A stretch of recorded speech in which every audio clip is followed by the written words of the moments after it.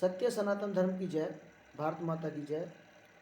दोस्तों, सूरज प्रजापति सनातन प्रेमी की ओर से आप सभी को होलिका दहन पर्व की बहुत बहुत मंगल कामनाएं, शुभकामनाएं।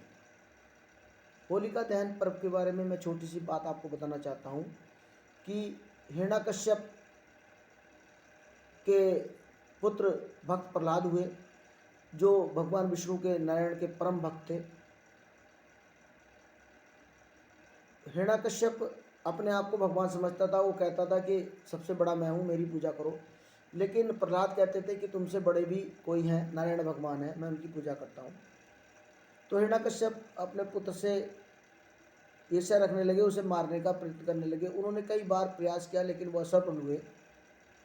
तो हिरण्याकश्यप की बहन थी होलिका। होलिका ने अग्निदेव की भी तपस्या की थी और भगवान शंकर की तपस्या करके एक ऐसी चादर प्राप्त कर ली थी कि जिसमें बैठने पर अग्नि भी उन्हें नहीं जला सकती थी।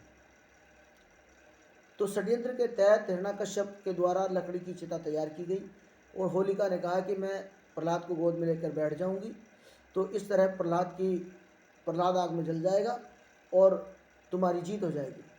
होलिका ने वही काम किया, लेकिन संयोगवश कुछ द्वंद्व, कुछ तूफान, इस तरीके की हवा चली कि वो चादर होलिका के शरीर से उड़कर प्रहलाद पर चली गई।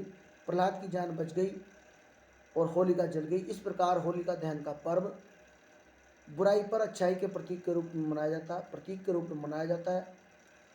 मैं सभी सनातनी हिंदू भाइयों से कहूँगा कि होलिका दहन वाले दिन आप सच्चाई के रंग से होली खेलें, भाईचारे के रंग से होली खेलें, किसी की भावना को आहत ना होने दें और होली खेलें, हुड़दंग ना खेलें।